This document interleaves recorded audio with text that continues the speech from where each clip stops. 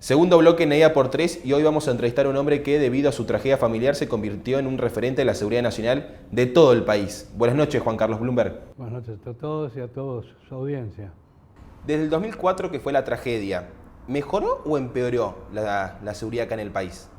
Bueno, hay cosas que mejoraron, por ejemplo los secuestros. En la época de Axel teníamos 260 secuestros por mes.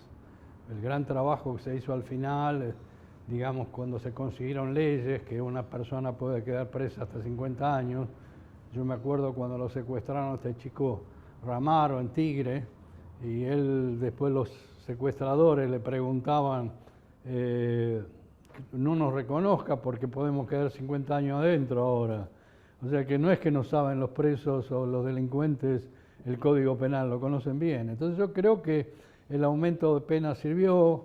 Hay muchas cosas que se lograron de la Fundación, tener el 911, logramos en Córdoba en el año 2004 el juicio por jurado, que yo creo que es fundamental que los ciudadanos den el veredicto. Y bueno, en el caso de Córdoba fue el único, digamos, político que realmente trabajó muy seriamente, que era de la Sota, lamentablemente se murió.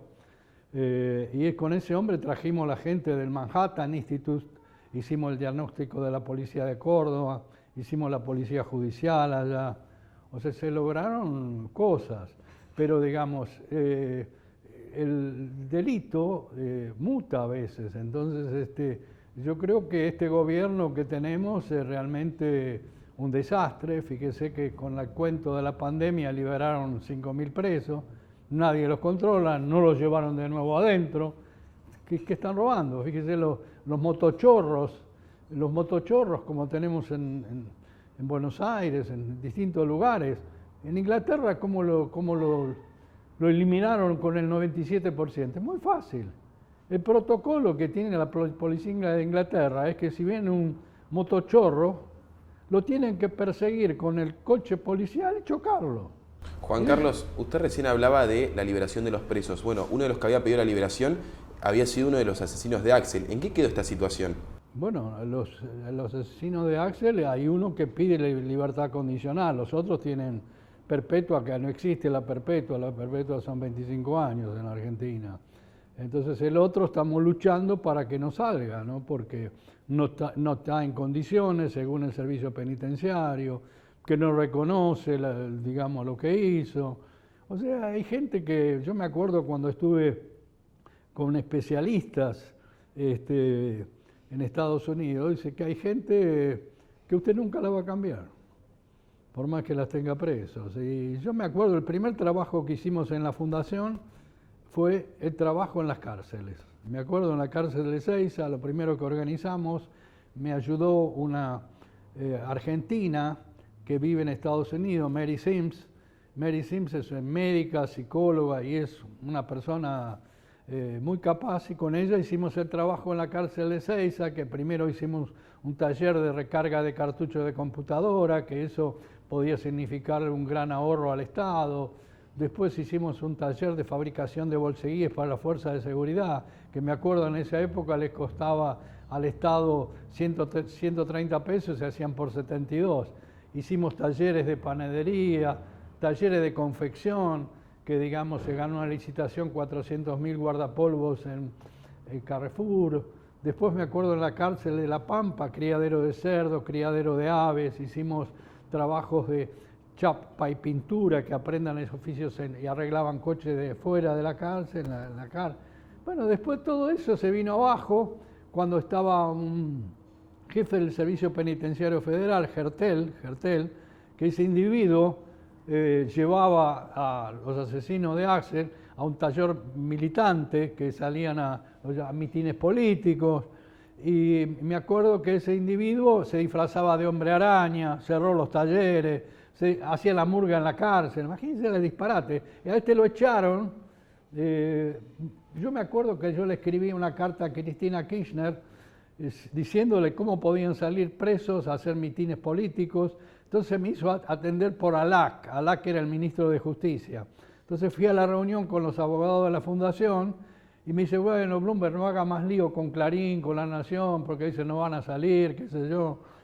Y me llevó a la reunión, y estaban ahí, y estaba sentado ese Hertel, ese que se disfrazaba de hombre araña, el jefe del servicio penitenciario. Entonces yo lo miro y le digo, decime, pedazo de pelotudo, ¿qué mierda tenés en la cabeza? ¿Disfrazarte de hombre araña, hacer la murga en la cárcel, así vas a arreglar a los presos? Y el tipo agachaba la cabeza y no decía nada. Después, cuando se escaparon esos 14 presos de la cárcel de Ezeiza, lo echaron. Y hoy ese tipo es el abogado de ese gremialista de la construcción que estuvo preso de La Plata, ahora no me acuerdo del nombre. Juan Carlos, usted hablaba recién de que los asesinos de Axel no reconocen lo que hicieron, pero ¿cómo pueden volver a ser reinsertados en la sociedad? ¿Se les tiene un seguimiento cuando son liberados? ¿Son un peligro para todas las personas que están, por ejemplo, caminando hoy en la vía pública? Por supuesto, yo creo que... Nunca terminan de cambiar esas personas, o realmente cambian, tanto los violadores que salen, bueno, los pedófilos. Yo creo que acá tenemos que tener primero leyes y tendríamos que conseguir en el Congreso que no hayan salidas anticipadas, que la pena sea completa, digamos, por lo que fue juzgado. Eso es clave. Como acá hay muchas cosas que habría que reformar en la justicia también, como es, acá van a un juicio y él puede mentir. Usted en Estados Unidos, si mienten, lo castigan peor todavía. O sea, acá hay un montón de cosas que no funcionan. Fíjese, en la Argentina hoy tenemos un presidente mentiroso, un presidente que nos obligaba a estar en la pandemia en la casa y encima nos intimaba con sanciones, y él de joda en la quinta, llevando putas. ¿A dónde llegamos como país? Esto es realmente vergonzoso. ¿Y qué opina usted del actual ministro de Seguridad y de la ex ministra de Seguridad? Bueno, la ex ministra de Seguridad era, la verdad, que un desastre, la novia creo que de Berbisky. Entonces, por eso fue puesta ahí, pero sin ningún conocimiento en la materia. Esa mujer, cuando le hablaban y le preguntaban de Suiza, las estupideces que dijo. Entonces, nosotros le mandamos una carta de documento, me acuerdo, por todo lo que ella había dicho, y bueno, después la sacan, ¿y a quién ponen? Ponen a Aníbal. Aníbal yo lo conozco muy bien lo conozco. Él cuando fue ministro, me acuerdo, ya ocupó este puesto, no había estadísticas. Lo que teníamos muerto, hablaba que era una sensación de inseguridad del individuo, una sensación cuando teníamos muertos todos los días. Y hoy, fíjese a lo que hemos llegado. Rosario es dominado por el narcotráfico, que se tienen que cuidar, tienen que cerrar los juzgados, que tirotean los juzgados. Hoy ya tirotean a los restaurantes, la gente no puede ir a un restaurante porque no sabe si a usted no lo acribillan a balazo. Esto es de loco lo que estamos viviendo. Fíjese lo que ha pasado.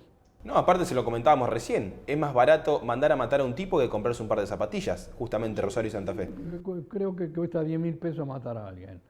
Entonces, esto es lamentable, y uno ve que ya empezó todo estos falsos mapuches en el sur, que realmente es terrible esto, como han quemado casas, tomando, y el gobierno no hace nada, no le manda la ayuda necesaria para... ¿Son cómplices?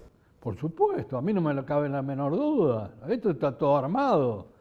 Fíjese lo que tenemos ahora atacando a la prensa, fíjese el tema al diario Clarín, esto es a toda la prensa lo que están intimidando, realmente es de terror. Ahora llegamos, parece que tirotean a un señor sindicalista y todos los días tenemos alguna cosa así, cuando en La Matanza, por ejemplo, tenemos entre 3 y 4 muertos por semana. Y siempre ganan los mismos, ¿eh? Bueno, en La Matanza yo pienso que lo que hay que hacer, que es una cosa clave, es dividir los municipios. Usted no puede tener un municipio de un tamaño como tiene La Matanza, que son como de 4 partidos. Usted dividiéndolo, entonces va a tener un mayor control, la gente va a poder elegir a sus representantes, conocerlos. ¿Dónde viven? ¿Dónde viven el intendente de La Matanza? En Puerto Madero. Espinosa vive en Puerto Madero. ¿Dónde vive el de Loma de Zamora? ¿Dónde vive Kicillof, que critican? En Recoleta vive. ¿Dónde vive Cristina? Y estos atacan al gobierno de la ciudad y van a vivir a la ciudad. Son los caraduras para la girada todo eso. Una pregunta que le voy a cambiar un poco la sintonía, que no tenía que ver. Usted ha participado en política. ¿Cómo ve hoy la oposición del gobierno nacional? ¿La ve bien? ¿La ve separada? ¿Cómo cree que va a ser para el 2023? Bueno, yo creo que es importante que digamos que junto por el cambio, digamos, esté ese conglomerado de gente que se ha agregado, como es López Murphy, que lo conozco bien, un gran economista. Yo creo que necesitamos gente capaz, no podemos tener gente ignorante como hay en el Congreso, realmente lamentable. Fíjese, de todos los partidos, todo lo que han hecho con esta ley de alquileres, un desastre total. Los tipos como no saben ni hacer eso, están al pedo todo el día ahí adentro. Y no, yo no me acuerdo bien cuando nosotros teníamos que conseguir leyes. Yo el primer trabajo que hice cuando murió Axel, hice una planilla y ponía de Estados Unidos, en Suiza, en Alemania, en distintos lugares, qué pena le daban por cada distinto delito. Y me acuerdo, fui a discutir quiénes eran los asesores de los diputados. Eran todos familiares. Entonces digo, pero dígame una cosa, ustedes están calentando sillas y tienen una biblioteca ahí y no van a ni leer la biblioteca, lo que pasa en otros lugares del mundo con el Código Penal. Y bueno, se insistió y se sacaron leyes, pero yo creo que hay muchas más que habría que sacar. Tenemos durmiendo un Código Penal nuevo, que ese Código Penal lo hicieron un trabajo muy serio durante 2 o 3 años. No lo tratan. ¿Por qué no lo tratan? Porque ahí están los delitos de funcionario público, que van a ser castigados severamente, que le van a sacar lo que robaron y demás. ¿Cómo lo van a probar? No les interesa, si son todos chorros, muchos de ellos, esto del gobierno. Juan Carlos, ¿cómo analiza usted la política en seguridad de Patricia Bullrich y si cree que de acá a los próximos 2 años que quedan de gobierno va a empeorar la situación de nuestro país, tanto en tema de mapuches, tanto en Rosario, en lo que es el conurbano? Yo creo que es muy importante que digamos, en las próximas elecciones la gente recapacite, como fue en este caso, tengamos nuevas autoridades y yo creo que hay muchas cosas que hay que hacer en materia de seguridad para arreglar los temas que tenemos en el país. Yo conozco bien, mire, yo hice el curso de la Academia de Policía de Nueva York, que lo conozco como es. He trabajado en precinto de Nueva York. No es cantidad de policía, sino la calidad que usted tiene que tener. Conozco la policía de Suiza, la policía de Alemania, la policía de España. He estado con cada área de la policía de Londres, los conozco en profundidad. Entonces, yo me acuerdo una vez, uno de los que destruyó la policía en la provincia de Buenos Aires, ¿quién fue? Arlanian. Yo no me olvido nunca. El tipo mandó nosotros íbamos a las comisarías y llegaba un memorándum que decía que al que tenía un informante lo daban de baja. Y yo me acuerdo, estaba con los servicios secretos del Vaticano y le mostraba eso. Dice, entonces, ¿cómo se van a anticipar a un hecho si no tienen informantes, si no tienen esto, lo otro? Es disparate. Y me acuerdo que estar hablando con Giuliani, como él había dividido la policía en policía 1, policía 2, dice, es un disparate lo que están haciendo, me decía Giuliani en Nueva York. Juan Carlos, ¿cree usted que le falta capacitación a la policía de la Ciudad de Buenos Aires, a la de la provincia? Le explico por el caso que usted debe conocer del chico de Barraca Central que jugaba al fútbol y un policía de civil le pegó 2 balazos en la cabeza. ¿Crees que falta capacitación o abuso de autoridad?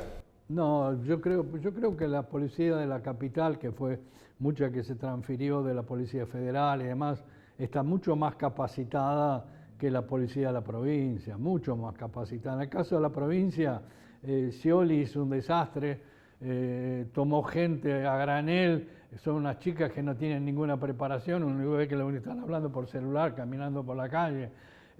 Uno tiene que formar a la policía. Yo me acuerdo en ese curso de la Academia de Policía de Nueva York, cómo las cosas que enseñaban, desde saber nadar cuando si una persona se cae al río, cómo ir a salvarla, cómo se desarma una persona, cómo se hace los viernes a la noche, happy hour de civil, entrando a los bares, cuando ven a alguien que está un poquito tomado, te tenés que ir, se anticipan a las cosas antes que sucedan los problemas. Entonces hay muchas cosas que se podrían hacer con el mapa de delito, cómo estudiar, hay muchas cosas que se podrían hacer trayendo ayuda. Yo me acuerdo cuando trajimos a esa gente del Manhattan Institute en Córdoba, haciendo el diagnóstico de la policía.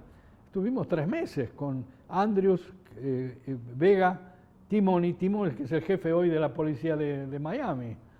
Y uno veía cómo preguntaban, y las estupideces que se hacían en la misma policía de Córdoba, donde había el Departamento Central de Policía, si uno tenía que hacer una denuncia a la policía, tenía que ir ahí. Dice, nunca lo tienen que tener en ese lugar, lo tienen que tener lejos, que no vean que van a denunciarlo.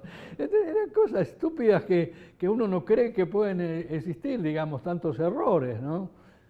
Juan Carlos, el caso más conocido fue este que te comentaba Joaquín recién sobre el chico de Barracas.